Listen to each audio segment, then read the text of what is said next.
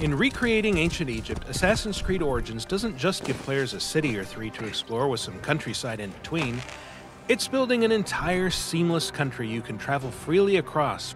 This is the biggest world ever created for an Assassin's Creed game, and it's packed with dynamic things to discover and pursue. You know, when we started by saying let's do ancient Egypt, it was going to be a country. Ancient Egypt meant many things for us. It meant, yes, cities, but also all the wilderness areas, and we wanted to show the diversity of this wilderness and something that people, as they play the game and get into hours and hours of it, they're constantly seeing new stuff from the world, from the environment. The team began with a world around the size of Assassin's Creed 4 Black Flags, with one important difference: it's all land. Well, it's mostly land. No matter where you are, there's a density to the landscape that creates a feeling that there's always some area you haven't explored, something you haven't uncovered.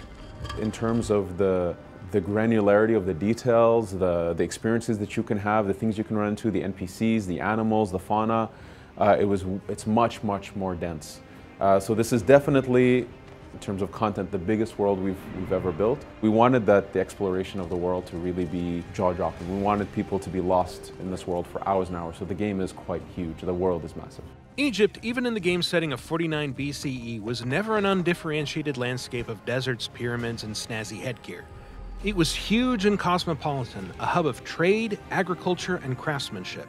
From Alexandria to Memphis, Egypt was a place of geographical contrast and cultural diversity, and recreating the entire country as a single open world is one of Assassin's Creed Origins' greatest achievements.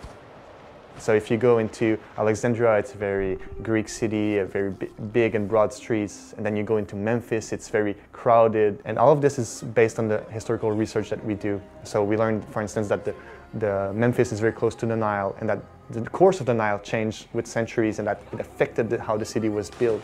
And so in return, that affects the way that we create that city, and that is what players will experience. A city filled with water, with caves, with surrounded by the Nile, with boats around. So very, very nice and rich city. So historical research is very important for us. Next to capturing the scale and detail of Egypt, the game's biggest task is to fill its vast spaces with interesting things to see and do. The Egypt of Assassin's Creed Origins is a dynamic place, one where you'll always be able to find wildlife to hunt, a secret to uncover, a bandit gang to raid, or a quest to pursue.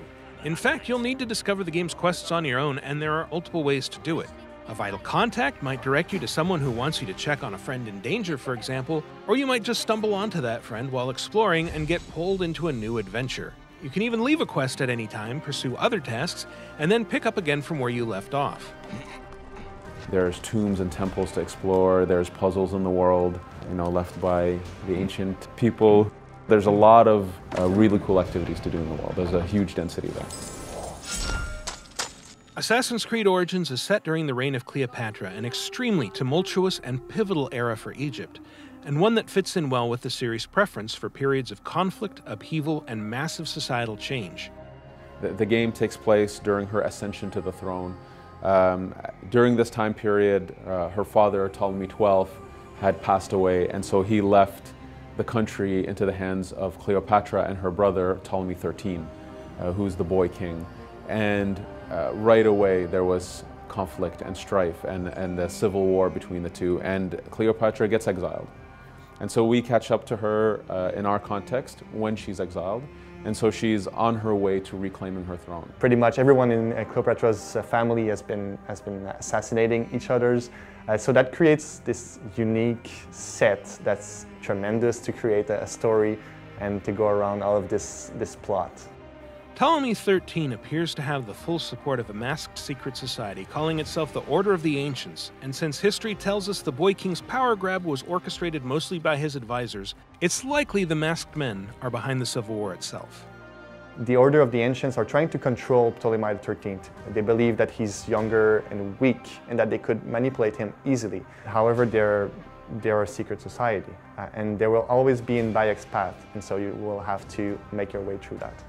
In any case, Cleopatra would soon have a powerful ally of her own. And at this point, we have Caesar, who shows up at some point chasing after another Roman, Pompey. Pompey came to Egypt in order to be protected, thinking that they had an alliance.